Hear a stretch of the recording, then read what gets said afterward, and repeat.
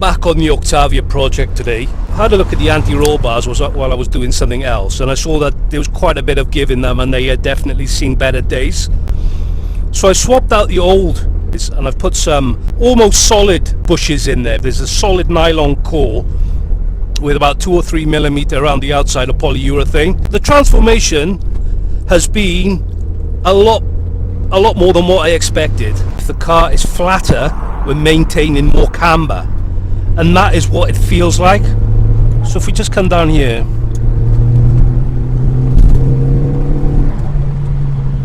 so we come into this, there's no delay compared to before, and it tracks. It tracks into the corner.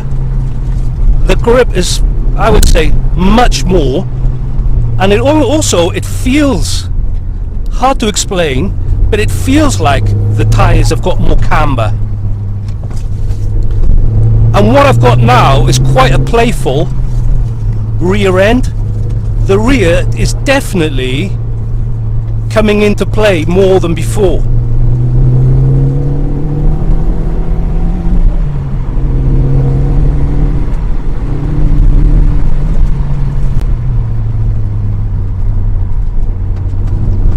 That was a good example there, like of a fast corner, where it was like that half a second leap of faith between turning the wheel and the car starting to track. Now,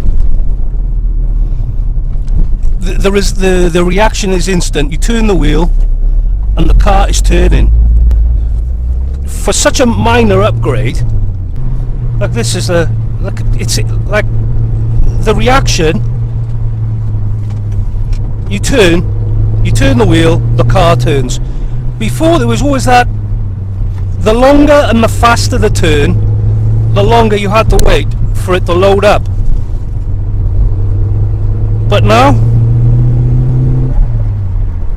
it's near enough instant.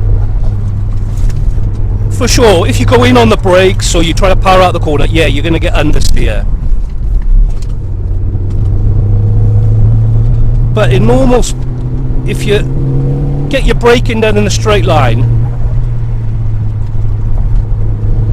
just tracks. Great upgrade, guys. So when I did that last section there, I'd only had them on the car for about a week or two. Since then, I've had time to do some more driving, more roads in the city as well, outside.